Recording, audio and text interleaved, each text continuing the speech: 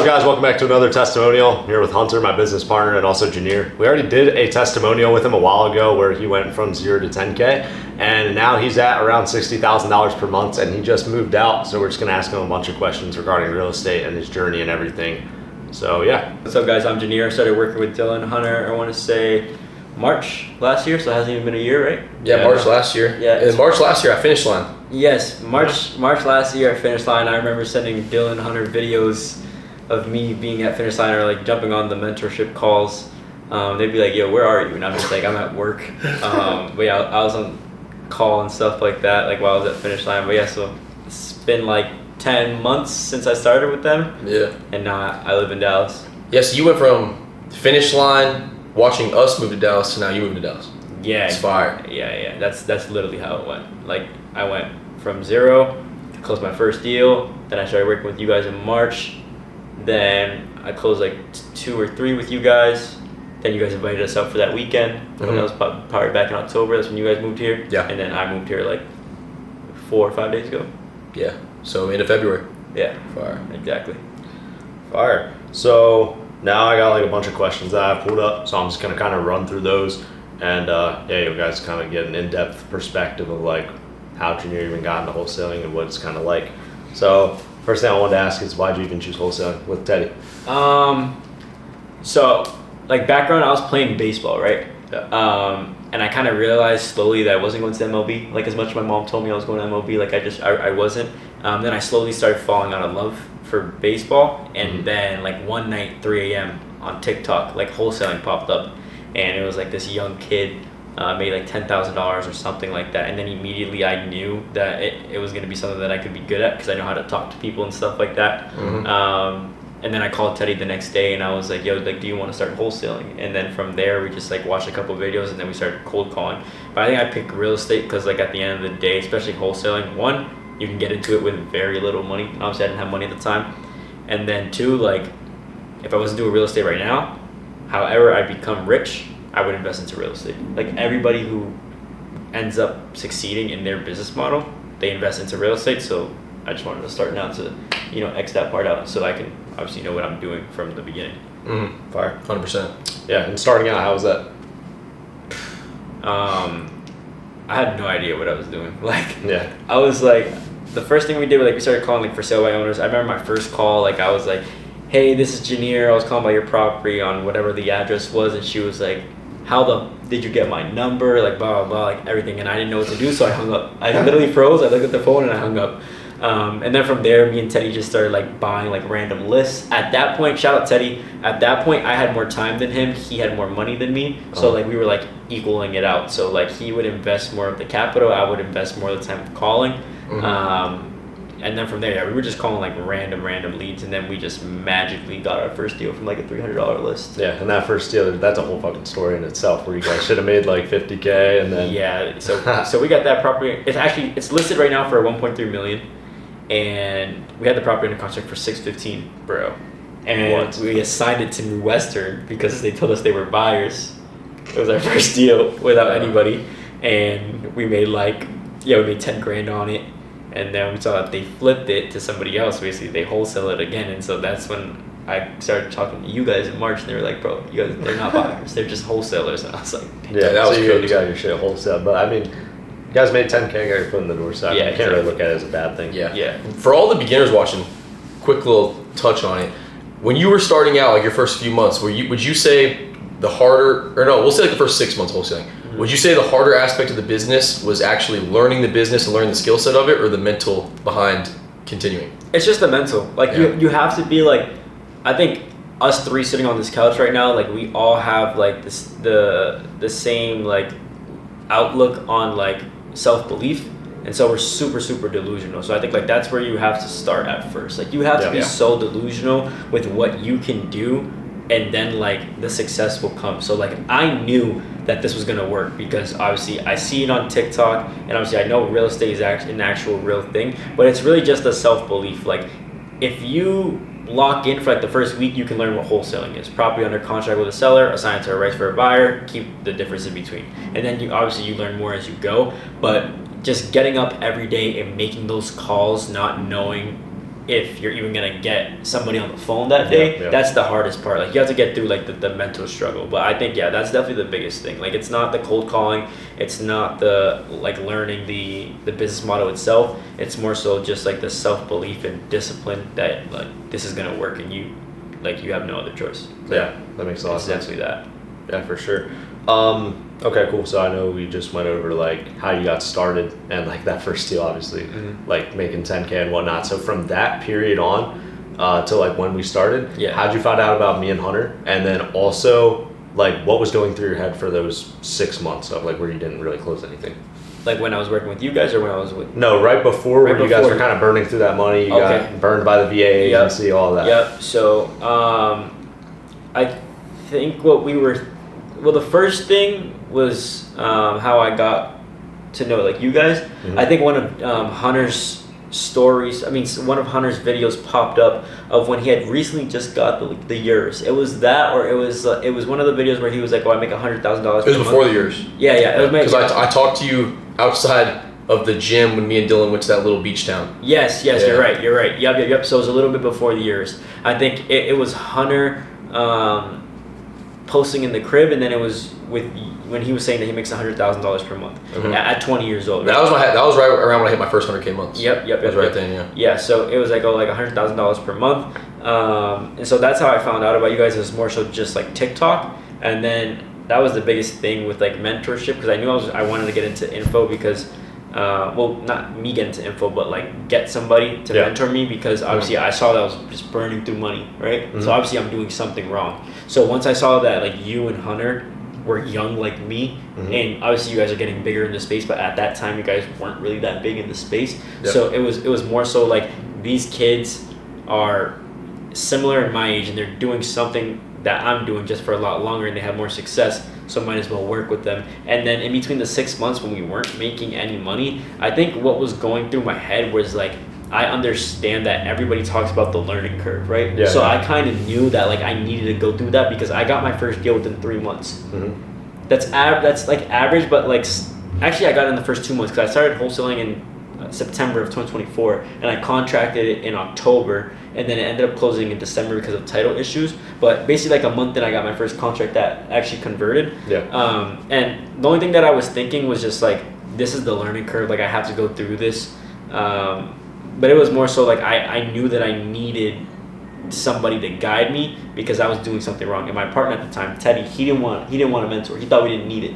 And I was just like, bro, like we started with 10,000. We gave 6,000 to virtual assistants that aren't doing anything for us. So now we're at 4,000. We're buying random lists. So something has to change inside the business, right? And then that's when we started the mentorship, and that was the change because obviously you can't do everything on your own. I think every mentor has a mentor. So I understood that was going to be like a breaking point.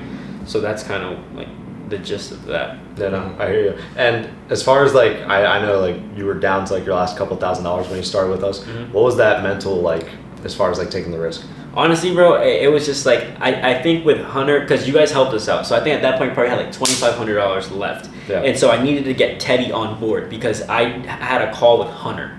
And Teddy wasn't able to get on. At first, like, no, we don't need it, blah, blah, blah. And then Hunter was just like, whether or not you guys like start working with us or not, here's a plan. And so Hunter kind of gave me the plan of like, listen, you have $2,500. Don't spend anything of it. If you're gonna work with us, we can help you guys out, right? So I kind of saw it as one, I have $2,500 left, so it's no different than me being at a 9 to 5.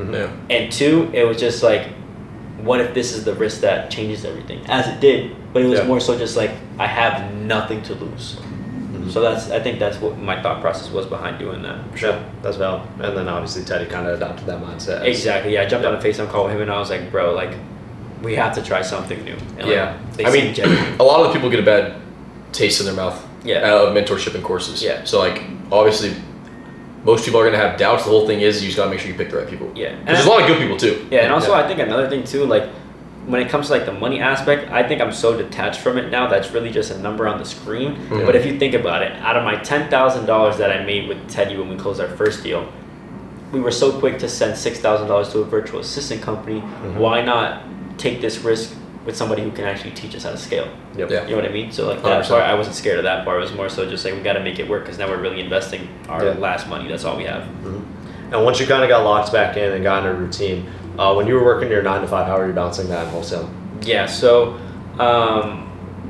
That had to be a lot. I think I kind of just shy away from the job, right? So like that job, I understood that I needed that money to invest into my business, but I really just like put the business first at all times. So like when I was on call, because it was one of those stations like in Macy's, it wasn't like a really big store, so I'd be like working like by myself at a time. So like when there was nobody there, I would sit there and dial on my computer. I would join our mentorship like calls, and I kind of just put the business first, all the way to the point where like I was playing with the line of getting fired, but like I knew that I was doing enough to not get fired. But it was more so just like follow up with everybody during the day, like texting. I remember we were doing like deal snipers, like where you can send out the creative offers. Like we were trying everything. And so I was sending those out all day long, and then I would literally just jump on calls like during my shift. And if I had to make an offer call, I would run out to the parking lot into my car to make an offer.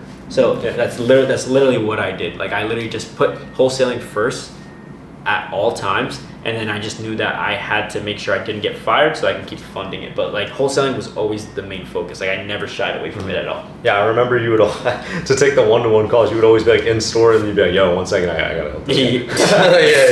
Like every single time, I'd be on call. I'd be on like a call with you guys. We'd probably be like running A or B. You guys would just be giving us like the game plan for the week. Yeah. And like somebody would walk in, a customer, and I have to help them and be like, "Yo, guys, I'll be right back." Like it was embarrassing. That's funny. That was so embarrassing. I gotta do what you gotta do. Yeah, facts. Yeah, it's exactly that. And you guys stressed that too. Like I feel like what was different is that you guys didn't like have me or Teddy shy away from the 9 to 5. You guys kind of helped us embrace it. Like I remember I talked to you and you told me, you're like, "Bro, I had a 9 to 5. Like you need it. You don't have enough money, right?" So I think like that's the biggest thing. A lot of these people and a lot of these kids want to get into like the business side of things, like entrepreneurship, but they're not ready to make sacrifices. And the first one is obviously getting a job. Everybody wants to escape the 9 to 5 matrix, but you have to understand that like you need that at first, because how are you going to invest into yourself with no money? Bro, there's no bigger tool in business than money. Exactly. Yeah. Like it 100% takes money to make money. 100%. No matter what. Yeah.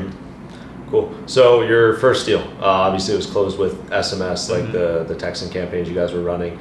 From obviously the point you started and closing the first deal, I think it took about like 2.5 or 3 months in total, right? When I started working with you guys? Yeah. Yeah, it's probably like something like that. I think it was like in June. We started working together in March, but the thing is we had so much fallout, remember? Yeah. Think about how many contracts we had. Yeah, no, I remember for a while we almost thought you guys were gonna quit because you guys had like 10 contracts. You guys had the most unlucky 10. We had numbers ever. Yeah, we went through like sellers lying about the actual conditions, sellers lying about actually owning that property, back taxes popping up, you know what I mean? Like stuff like that. So yeah, I think it took us about 3 months to actually see like cash conversion, but like in terms of us seeing like progress of getting stuff under contract, I think it was probably like within a month, because we weren't even contracting anything before we were working with you guys. So that's where we saw our growth. But yeah, it was probably like 3 months. Yeah, and we usually see like every 2 contracts is a deal. Yeah. So like that was like some crazy. 100%. We just had bad luck. Yeah. And looking back on it now, obviously that level of like contract fallout rate doesn't really happen in your business nowadays. No. Would you agree that there's a skill gap between you back then and you now that led to like the contracts falling out? Yeah. I think there's a skill gap and an emotional detachment gap, right? Yeah. Because like back then, I think I was trying to make the numbers work so I could have something under contract and try to, obviously make money. And then the skill gap in terms of like when I came and Teddy came to start working with you guys, we didn't really know how to run numbers, right? Yeah. So like now it's like I can underwrite something and I know exactly what I have to offer and what I can dispo it at and all that good stuff. So I think it was the conversational skills got a little bit better. I don't think I was ever really that bad on the phone when I started working with you guys. It was more so just little tips and tricks on objections that you would tell us.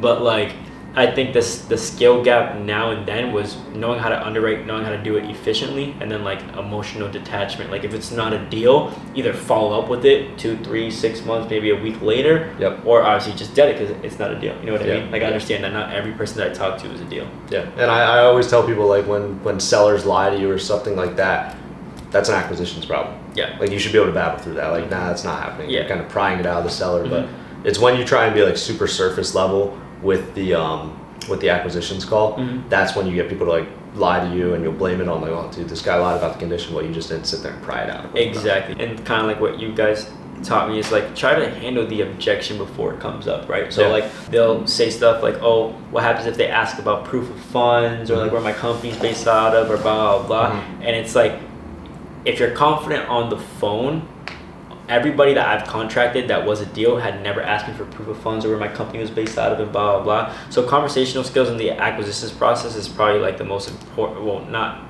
probably is the most important thing with wholesaling, because if you can handle the objection before it comes up, like you don't even have to worry about it.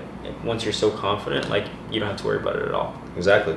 And since like, well, your first deal, I remember we game planned it out. You were going to multiply the amount of SMS accounts you had. And you and Teddy were still a partnership at that time. I know you guys saw success pretty quickly with that. You guys were, I think you had like 4 or 5 contracts at one point that were all set to close and assigned. But during that exact same time period, you guys made the decision to split up. So what was it like managing your own business versus managing with a partner? Because like obviously you guys split up just because you had different goals. Like it wasn't anything like any bullshit. No malintent. We're all super close. Like Teddy's not here, but like us four, we're all super close.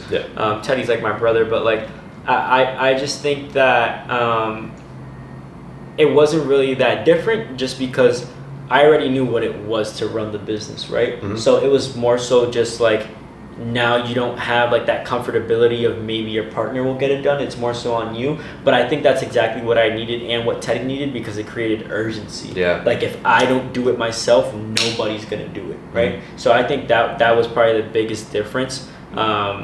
I think it just like created urgency, and it wasn't something that I was really worried about. I remember I talked to you guys a lot about it before. Like I kind of brought it up like, oh, like I don't know if we should continue to be partners or if we should go, by ourselves. And at first you guys were just like, wait it out and see like how your goals align, right? And obviously if your goals don't align, and especially in a certain time period, more than likely it's not best to be partners like in that current spot, right? In that current time.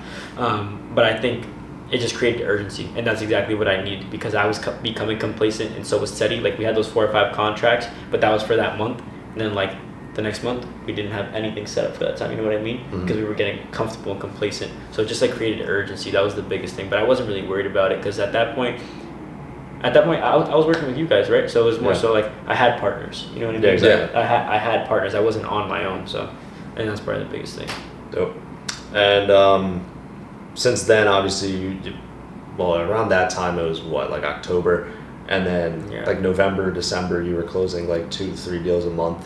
And I think you were doing like 20 or 30, and then January, or no, was it February your biggest month? February I did like 52, 53. It was like just shy of 60, because I remember I told you guys, I was like, oh yeah, just hit my first 50K month, like thank you guys. And then I remember I texted you guys, I was like, should be 60, but that got pushed into this month. So one deal, I was so mad, because obviously like I went from, because January I did 20, January I did 20, and December I did 20, and so I wanted to hit like the 30K month, whatever, to keep going up. And so once I realized like, oh shit, I have like 50,000, I want to go for 60. So it was that one deal that got pushed back because of title issues, but it's actually closing this month. So I was just shy of 60, but I did like 52, 53. That's fire. And I imagine that was probably the biggest like month of your life as far as like life change and everything, because you dropped out of college.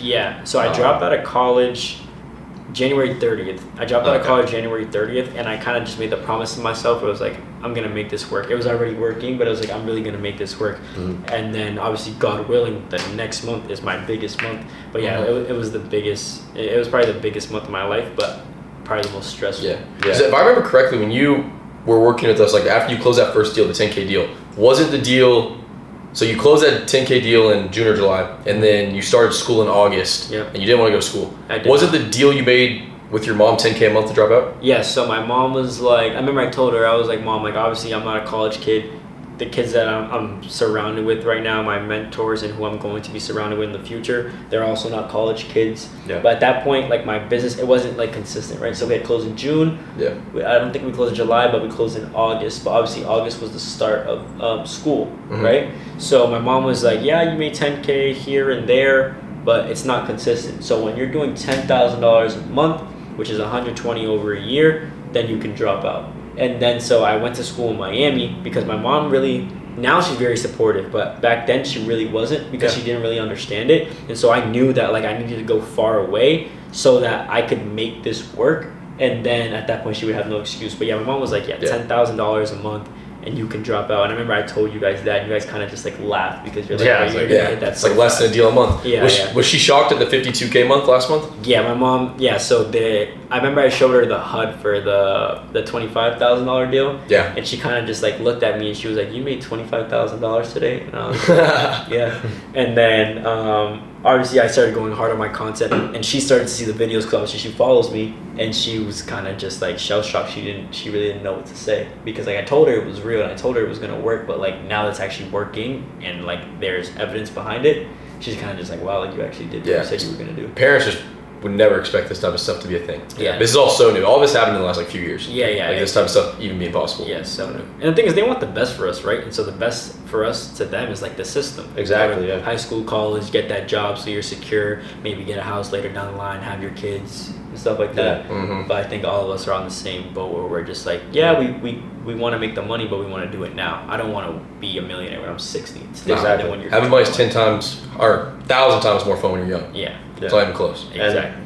And one thing I tell like everyone starting out, and a lot of people listening to this probably have the same like type of mindset, is like you feel like your parents are holding you back because they don't believe in you, and you feel like your parents like are stopping you from doing business or taking a risk. But the truth is like the world they grew up in is a lot different than nowadays. Like back then, you couldn't just fucking like start a business and just start making $50K a month. That doesn't even make sense. So you still need to like prove them wrong. There still needs to be an aspect of like, hey mom, like this works. Like I'm showing you that this works now. You can't just tell someone your goals, tell them your ambitions and expect them to fully support you because they never grew up with that. And that's what I tell everyone is like, never use that as a limiting belief. Never think that like, because your parents don't support you or because like, maybe a different family member doesn't support you or someone looking at you like you're stupid, even your friends, like never look at that as a limiting belief because ultimately you're doing something that they haven't done and you're doing something that they've never even seen. So you can't expect them to fully support you on it. You need to show them that it works. You need to be the leader.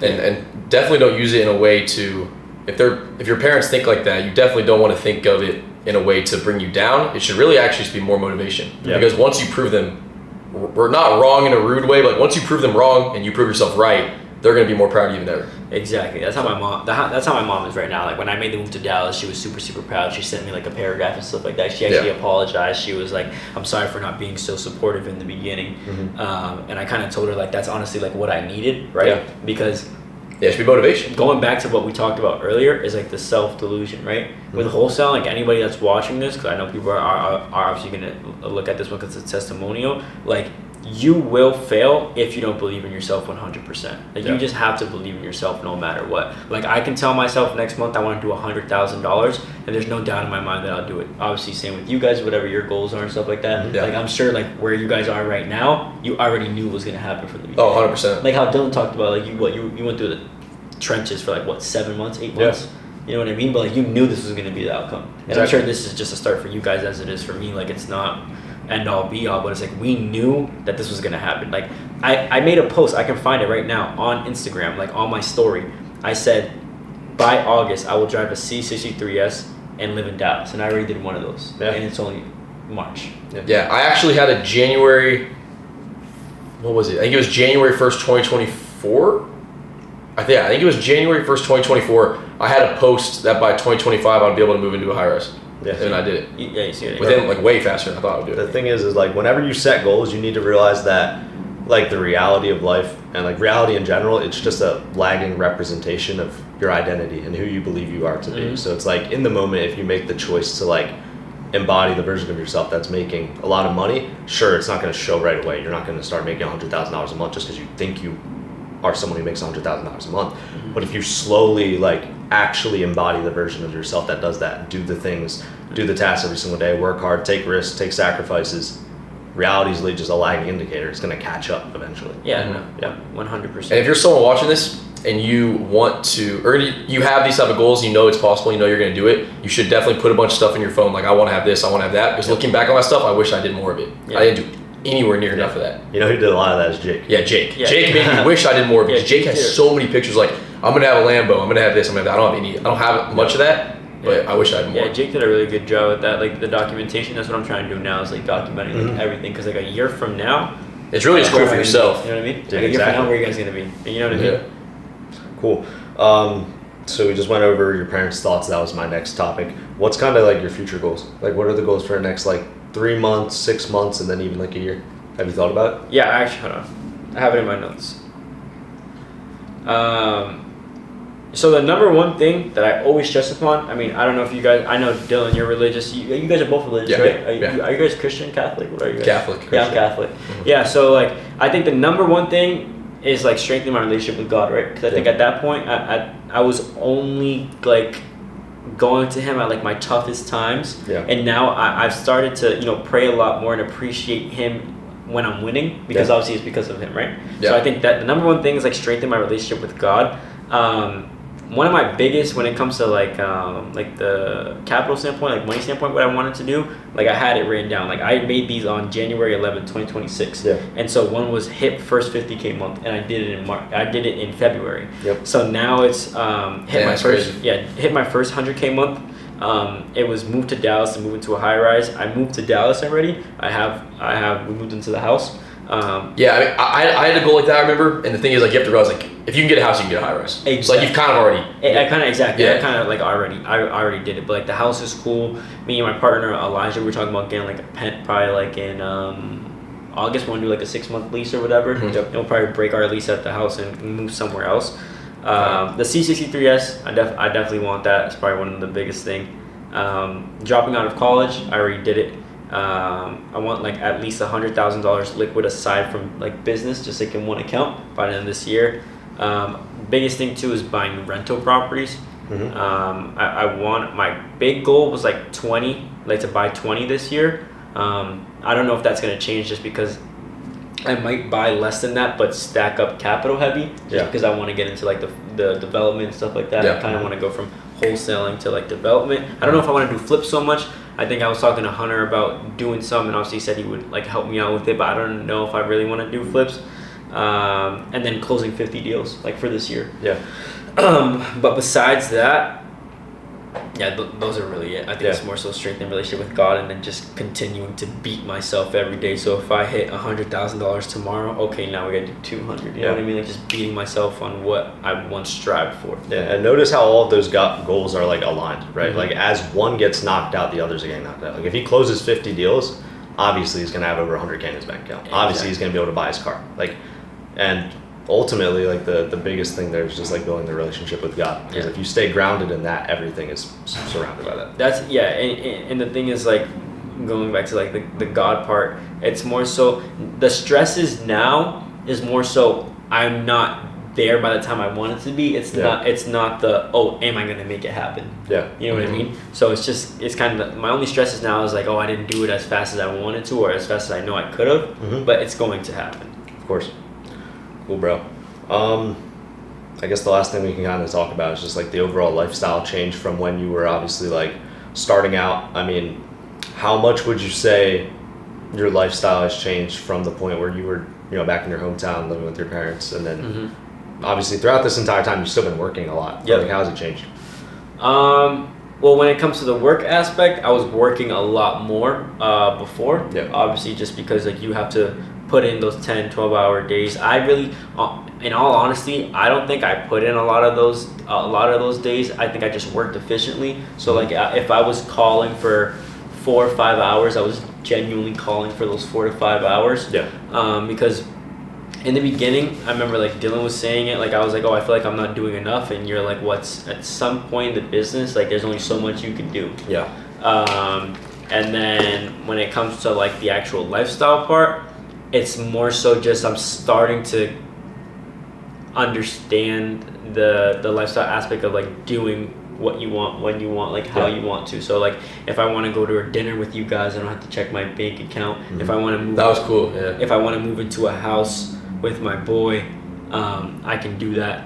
And if I want to drop out of college, like I can do that. I think it's more so just now I'm able to do the things I want to do without having to worry. I remember when I came to see Dallas in October when you guys invited us, I remember looking at Teddy, and Teddy looked at me, and I was like, this is exactly like the length that I want, because I remember we went dinner. We had fun, we went to the club, like, you know what I mean? Yeah. And it wasn't like you guys were like stressing. It was black trucks everywhere. It's, oh, let's do this, let's do that. Yeah. We can wake up at 2 o'clock because we had a crazy night the night before, but still wake up productive, you know what I mean? I remember the card roulette we did. Yeah. Then we played card roulette, and Hunter lost. I actually just lost 2 nights ago. And you know, it's so $1,500 dinner. You know, it's so funny. Like, now I can put my card in card roulette, but I remember that day. At this point, I didn't have an Amex or anything like that, and that was like the group troll. Yeah. So I pull out like a plastic card, and Hunter pulls out a second one of his cards. He's like, "Yeah, you're good." And so he put like 2 of his cards, just like, you know, just like stress free. I think that's the biggest lifestyle change. Yeah. Like doing what I want. For sure. Yeah, doing what you want is like, it's a lot different than people think too, because like it's weird to realize that like you can actually do whatever you want to do. Like, aside from like being influenced by like your friends, your parents, like when you have money, you can literally do anything you want to do. Exactly. Yeah. And it's a really weird feeling. I love that. Yeah, it's the amazing. fact that like we went, like even like us, we obviously used to not be able to do that. But like, for example, Dallas had a snowstorm recently. Didn't want to be in the snow. You Did. guys went to Miami, right? Yeah, just left. Miami. There might be bad weather, or we might want to lock in and get away from, you know, our environment, like where we obviously get distractions. Yeah. Being able to just like go wherever we want, whenever we want. Yeah. Think about it right now. Like, if I wasn't wholesaling right now, I'd be in college, either playing baseball or not. And even if I didn't take that risk last month, like how would we be recording this testimonial right now? Yeah. Like, you know what I mean? That Like, changes it a lot. either would have had to been either a Zoom, or I would have to fly here to do an IRL. Versus, I live here. You guys texted me. You were working at my coffee shop this morning. Yeah. I hit you up, bro. I hit you up because I was like, because that's where we went. We went to Ascension when I came down here. I remember because That's my spot. that was where we like valeted the cars and shit. We actually didn't valet Dylan's because Dylan didn't get no valet. I remember Hunter was like, bro, you didn't get no valet because they didn't have they have no spots. Yeah. But yeah, just like think about it. Like, if I didn't drop out, if I didn't take the risk like a little bit like a year and a half ago, like how would we be sitting right here? Exactly. I think a cool thing to go, quick question with lifestyle, is for anyone watching that wants to get into wholesaling type of thing, kind of give them a quick run through of day in the life of Janier, right when you started with us, like with the 9 to 5, less than $2,500 in your account, to a day in the life of like Janier, like today or yesterday. Yeah, so I would wake up, the text would start sending, and then I'd probably go to work, and then from there I would just be nonstop texting people all day long, or like being on the phone, or like making sure Teddy jumped on a phone call, or if like Teddy had to make me a phone call, I'd be sitting there underwriting all day long, and then I would get home and call. And it was really just like non-stop goal, all while balancing the 9 to 5, right? And it was basically like I was working for free because I was paying for my marketing, and then I was paying for you guys. And obviously a 9 to 5 job, if it's not one of those that kind of paid crazy, I think I was making like $15 an hour. Like, that was just enough for me to get through my marketing and you guys, right? Yeah. So it was more so just like probably slaving away. Now, like, I just onboarded a new VA because my old VA, she wanted to like pursue her career. So she kind of just like said like she's gonna focus on school, which is perfectly fine. Yep. So now what I do is I just make offers all day long. So I'm jumping into Google this month. My website and all that stuff is getting made. So I think we're gonna launch this week.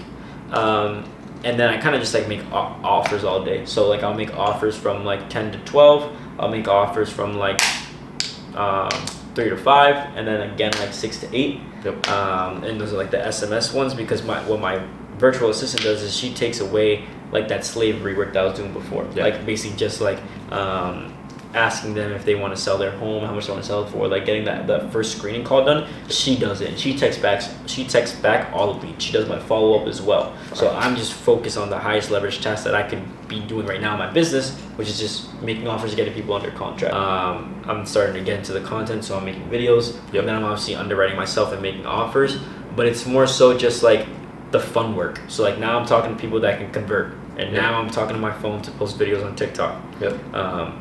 Now we're doing a testimonial in you guys' house, you know what I mean? Yeah. So like that's kind of the difference now. Now more so I'm just like doing the fun work, versus before I was doing the hard work. Yeah.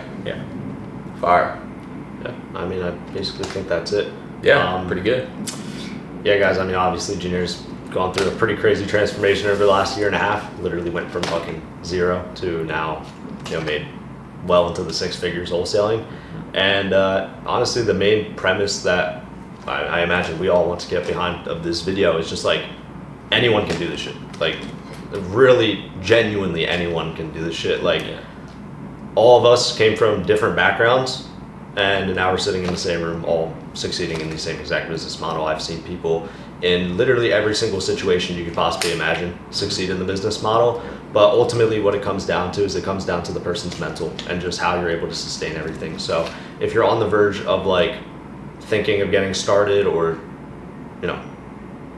kind of just like indecisive of what you want to get into, just go where you feel like called to. Because like obviously real estate, like all of us felt like, okay, like real estate is the path for us. Like we all want to be in it. There's so many like steps that are beyond wholesaling, and there's so many ways to make money in real estate. But if something else calls you, like go for it. You don't want to get yourself into something that does not seem good to you, because then you're just not going to have conviction in it. But we all just saw real estate as like the strategic approach. Yeah, exactly. I remember one of the reasons I picked real estate is I remember back when Andrew Tate was super popular. Yeah. He said to like look at money as like, or he said you need to change the way you look at money. You need to look at like, just look at money and look at what makes the most sense and how to get it. Yeah. And real estate was kind of like that. And I also think the other thing is like when you look at all these big companies, right, that they literally build stuff from scratch, it's so much harder than a proven business model that can work, right? So like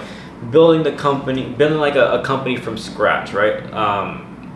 You really don't know if it's gonna work. Real estate, it's when you look out the window, you look out the window, you know it's gonna work. And I also think like stacking wealth through real estate is a lot less stressful than like the building like your own company. You know what I mean? Yeah. It's once you have capital, it's making the right investments, right? Because if you're in on a deal that, let's say it's worth $1 billion, and you're in on it as a capital partner for like 1% of it, you know what I mean? And it depreciates. Now your net worth is what? You see what I'm saying? Yeah. So it's kind of just like making like the right investments, and I think that's what I looked for. Now looking back at the question you guys asked me before, it was more so, what business model can take me to the point where I'm not literally sacrificing my entire life? Yeah. That was literally it. Like if you look at every other entrepreneur that really doesn't do real estate, they're constantly doing something, as are we, but like we're sitting on a couch right now talking, but this is still business, versus they have to be in a literal office. We don't have to do that. Yeah. It's real estate. You go see a piece of property that you like, think about it, your flips. Mm-hmm. What do? You call your realtor, I need a new flip, this, that, blah, blah, blah. She finds it for you, you put up the capital, you flip the property, you make your money. Yeah. Obviously there's little stresses in between. And that's their misconception. People think you have to like be like